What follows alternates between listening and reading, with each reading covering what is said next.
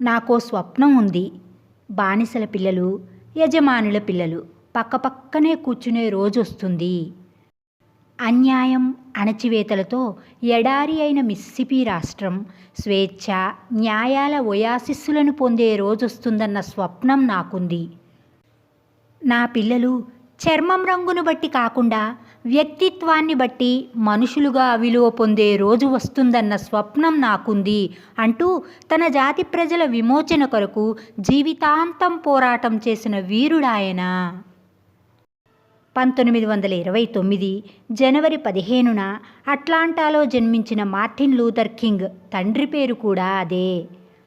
తల్లి పేరు అల్బర్టా విలియమ్స్. ముగ్గురు సంతానంలో మధ్యవాడు మార్టిన్. స్థానిక స్కూల్లో చదువుతున్నప్పుడు హోవార్డ్ తూమ్రాన్ అనే గురువు ప్రభావం మార్టిన్పై పడింది.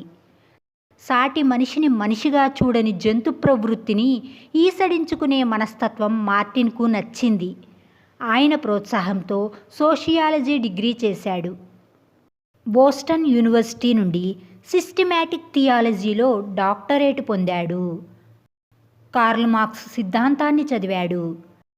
మహాత్మా గాంధీ రచనలను, జీవితాన్ని, పోరాట మార్గాన్ని ఆకళింపు చేసుకున్నాడు. అనేక ఉద్యమాల్లో పాల్గొన్నాడు. విజయం సాధించాడు.